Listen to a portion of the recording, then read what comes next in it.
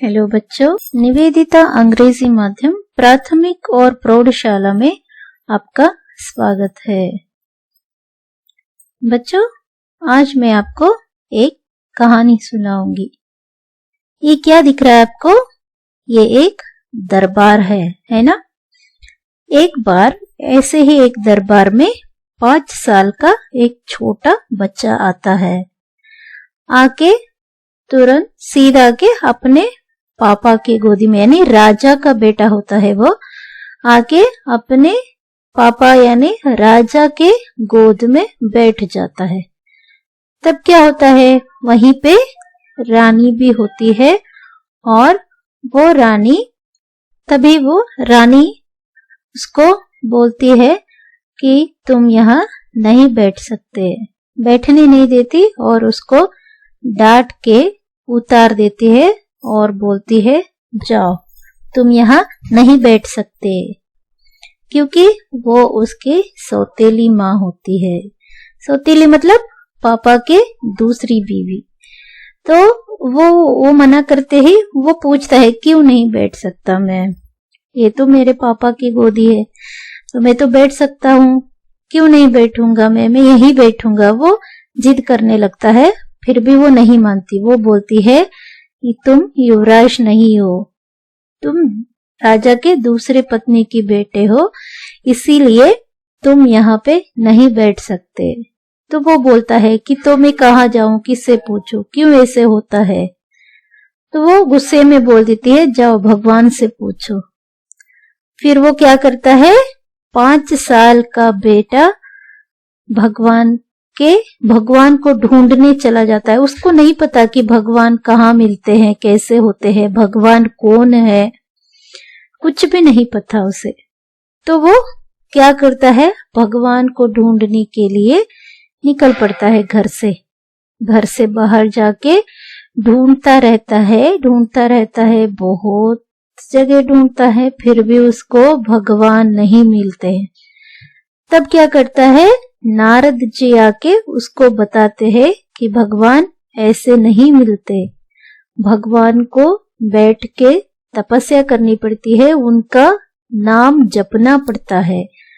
उनके नाम को जपते हुए तुम्हें बहुत दिनों तक, सालों तक, कभी कभी साल लग जाते हैं, कभी महीने लग जाते हैं, कभी कुछ दिनों में ही भगवान प्रकट हो जाते हैं। तो तुम्हें ऐसे ही भगवान पुकारने से नहीं मिलेंगे, तुम भी एक जगह बैठ जाओ, ध्यान लगाओ और भगवान के नाम जपने लगो, तब भगवान तुम्हें आके मिलेंगे और तुम्हारे सारे सवालों का जवाब देंगे।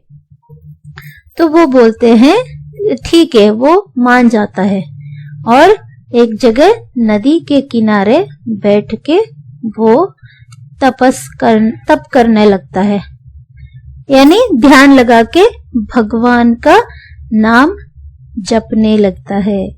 बहुत दिन हो जाते हैं, वो बिना खाए पिए कुछ भी नहीं किए वो वैसे ही बैठे रहते हैं। जब तक भगवान उसके सामने नहीं आ जाते तब तक वो ऐसे ही बैठा रहता है।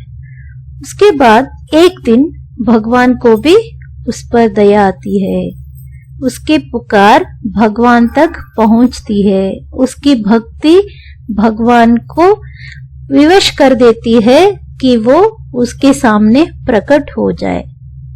तो वो विष्णु भगवान उसके पास प्रकट हो जाते हैं, उसके सामने प्रकट हो जाते हैं।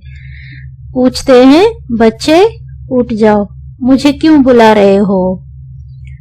तो वो उठता है और पूछता है कि ऐसा क्यों है, मुझे मेरी सौतेली माँ अपने पापा के गोदी में बैठने नहीं दिया। ये क्या होता है, राज क्या होता है, युवराज क्या होता है, इन सब अपने सवालों का जवाब वो पूछता है। भगवान जवाब दे देते हैं, साथ में ही उसको एक वरदान भी दे देते हैं कि तुम तारा बनके आसमान में युगों युगों तक चमकते रहोगे, तुम्हारा नाम सारे युगों में जाना जाएगा, हर कोई तुम्हें देखेगा, तारे के रूप में देख सकता है।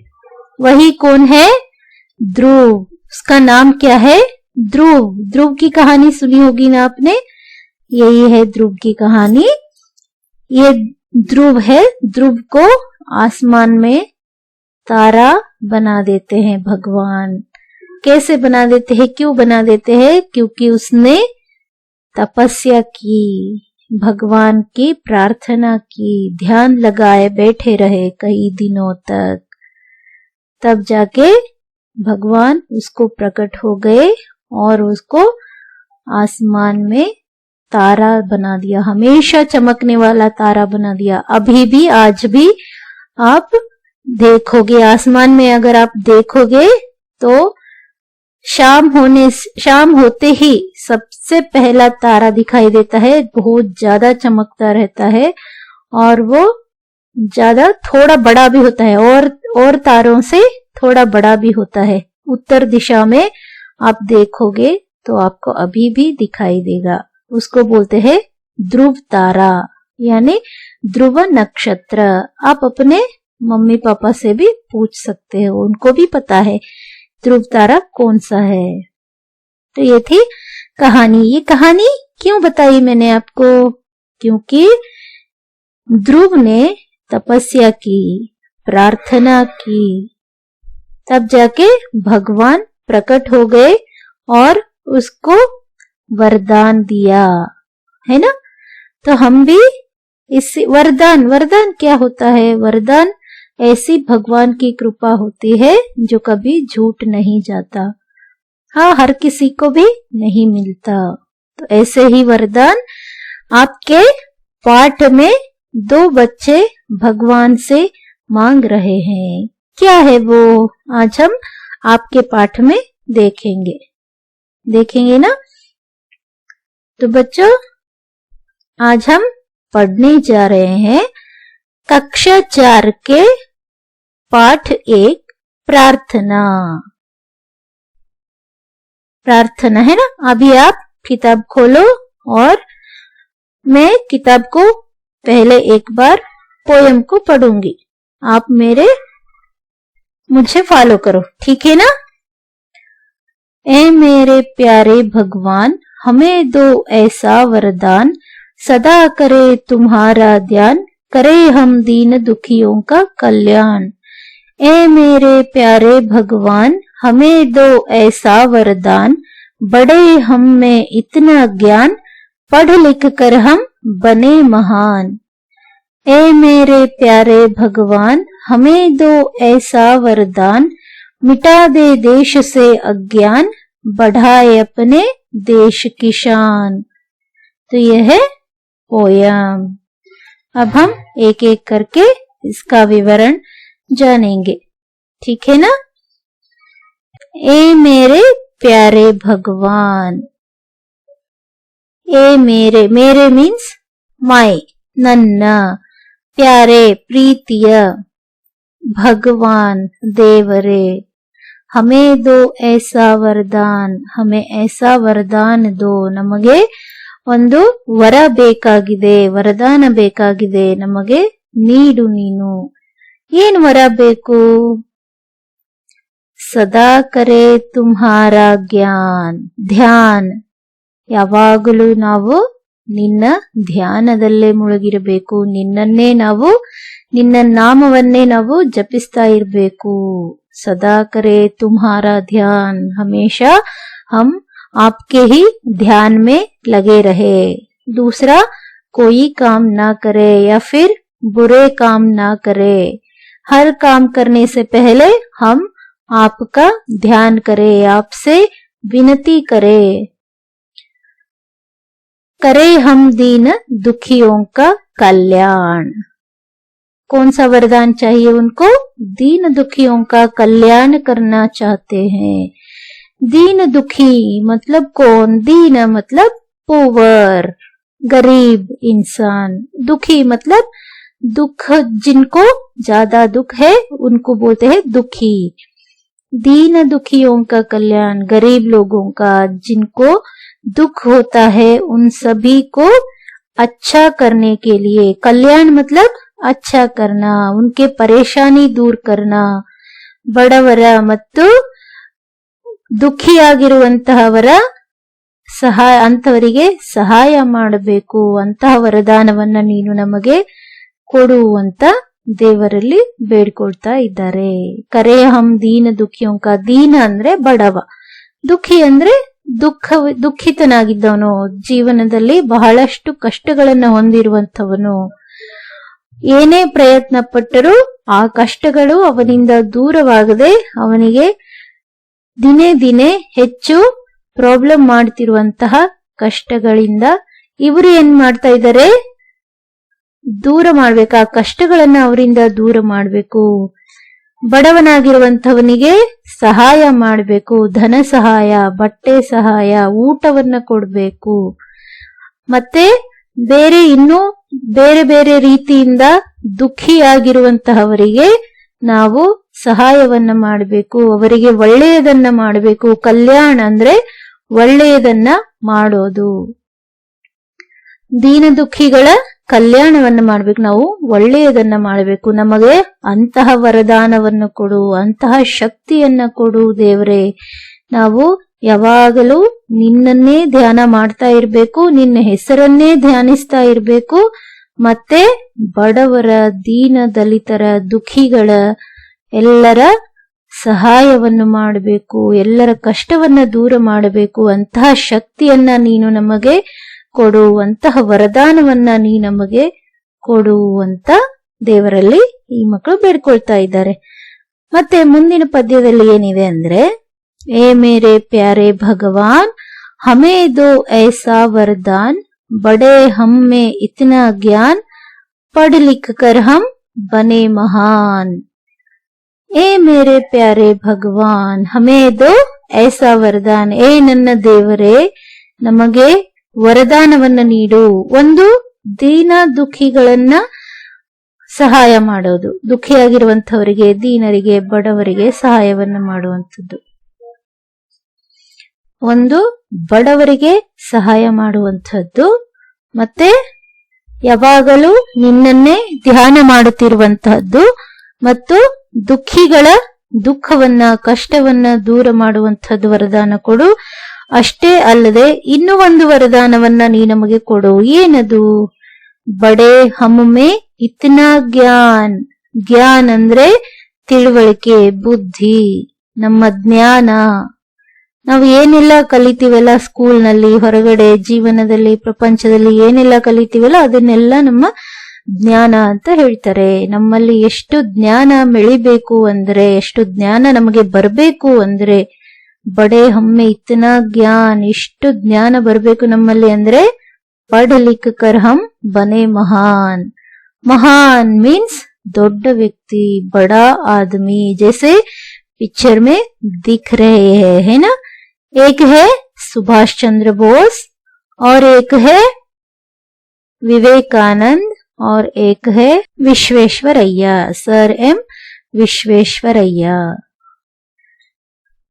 ये लोग महान लोग हैं, महान व्यक्ति है ना. कैसे महान है ये, कैसे महान व्यक्ति बने?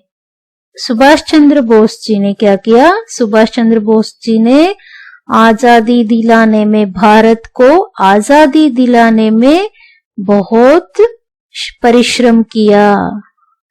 आजाद हिंद फौज नाम का एक सैनिक संगठन किया, सैन्य बनाया.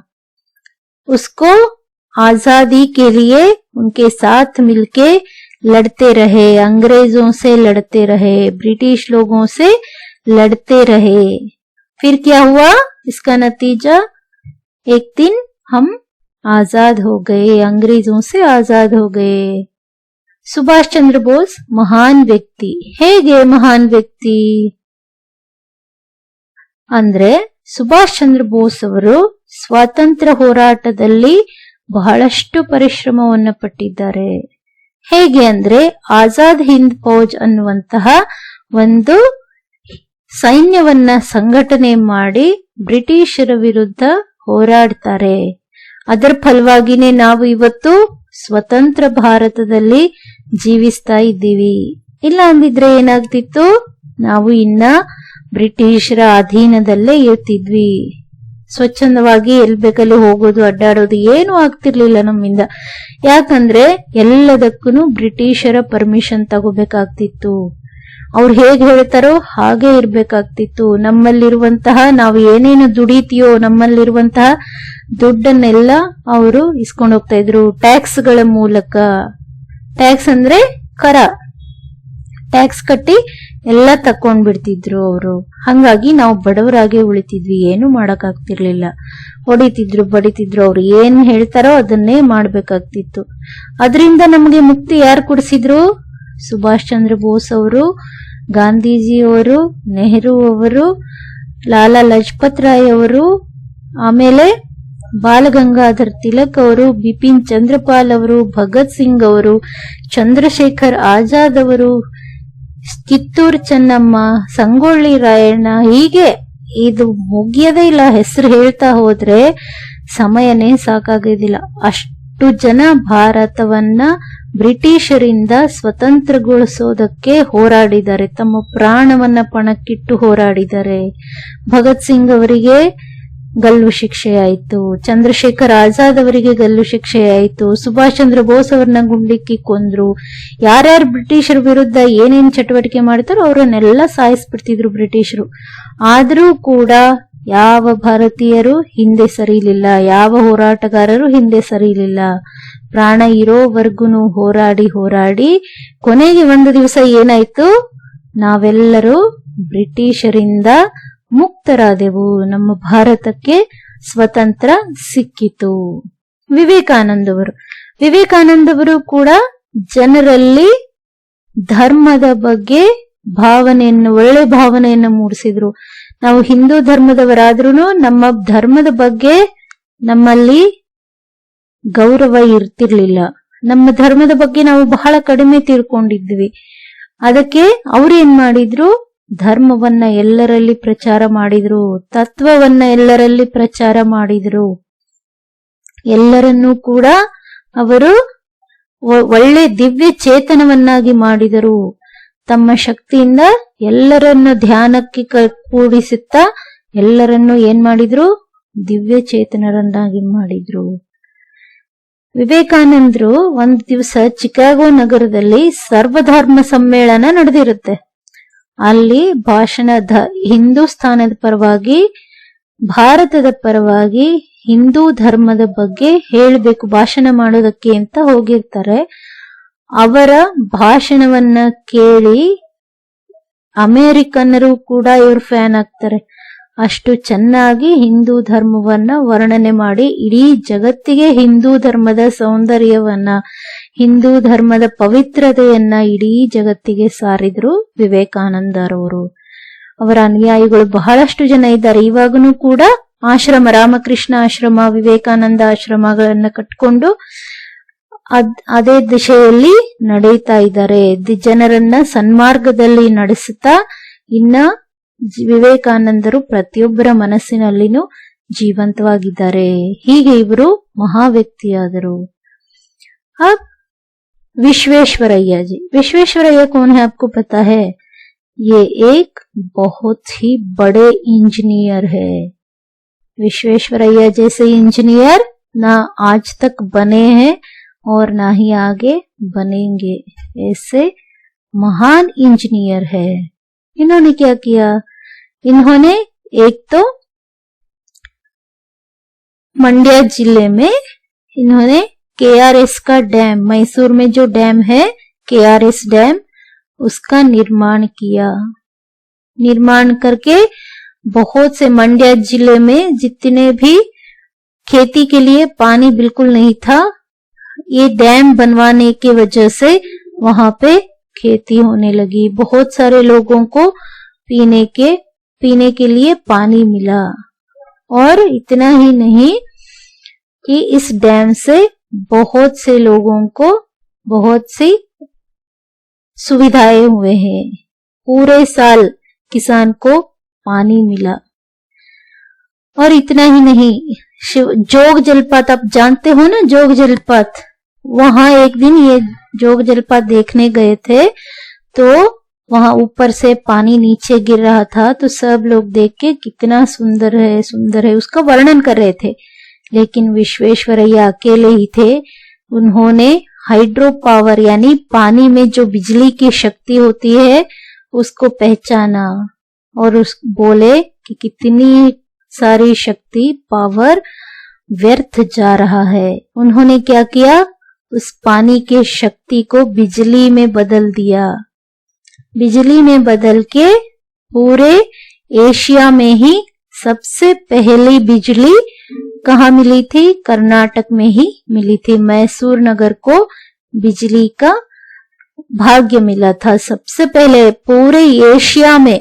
एशिया कॉन्टिनेंट, नाट वर्ड, इन ಏಷ್ಯಾ ಕಾಂಟಿನೆಂಟ್, ಏಷ್ಯಾ ಒಂದೇ ಖಂಡದ ಏಷ್ಯಾ ಖಂಡದಲ್ಲಿ ಪ್ರಪ್ರಥಮವಾಗಿ ವಿದ್ಯುತ್ ಶಕ್ತಿಯನ್ನ ಪಡೆದುಕೊಂಡಂತಹ ರಾಜ್ಯ ಕರ್ನಾಟಕ. ಮೈಸೂರು ನಗರಕ್ಕೆ ಪ್ರಪ್ರಥಮವಾಗಿ ವಿದ್ಯುತ್ ಶಕ್ತಿ ಸಿಕ್ಕಿತ್ತು. ಯಾರಿಂದ? ವಿಶ್ವೇಶ್ವರಯ್ಯನವರಿಂದ. ಆಮೇಲೆ ಅವರು ಲಂಡನ್ ನಲ್ಲೂ ಕೂಡ ಒಂದು ಡ್ಯಾಮ್ ಅನ್ನ ಕಟ್ಟಿದ್ದಾರೆ, ಒಂದು ಕಲ್ಲನ್ನ ಅಳವಡಿಸಿದ್ದಾರೆ. ಆ ಕಲ್ಲಿನಲ್ಲಿ ಇಂಡಿಯಾ ಅಂತ ಬರೆದಿದ್ದಾರೆ. ಇಂಡಿಯಾ ಅನ್ನೋ ಕಲ್ಲನ್ನ ಬ್ರಿಟಿಷರು ತೆಗಿಬೇಕು ಅಂತ ನೋಡಿದ್ರೆ ಅದು ಒಂದು ಕಲ್ಲನ್ನ ಮಾತ್ರ ಅಳಗಾಡಿಸಿದ್ರೆ ಏನಾಗುತ್ತೆ, ಇಡೀ ಡ್ಯಾಮ್ ಬಿದ್ದು ಹೋಗುತ್ತೆ ಆ ಕಲ್ ತೆಗೆದ್ರೆ. ಆ ತರಹ ತಮ್ಮ ತಂತ್ರಜ್ಞಾನವನ್ನ ಬಳಸಿ ಅವರು ಅಲ್ಲಿನೂ ಕೂಡ ಬೇರೆ ದೇಶದಲ್ಲಿ ಕೂಡ ಭಾರತದ ಹೆಸರು ಮಿಂಚುವ ಹಾಗೆ ಮಾಡಿದ್ದಾರೆ.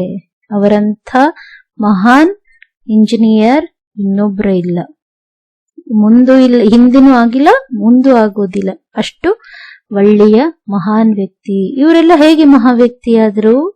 ಇವರು ಓದಿ ಬರೆದು पढ़ लिख कर बने महान, पढ़ लिख के पढ़ाई करे। बचपन में बहुत अच्छे से इन्होंने पढ़ाई की और ये बड़े इंसान बने, बड़े आदमी बने, महान बने। आप भी क्या करोगे, आज से पढ़ना शुरू करोगे और आप भी क्या बनोगे, एक दिन बड़े इंसान बनोगे, महान इंसान बनोगे। तो आज हम यही के लिए इस पद्य को समाप्त करते हैं।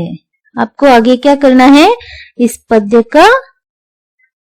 को पढ़ना है और लिखने की भी कोशिश करनी है। ठीक है ना, करोगे ना? धन्यवाद।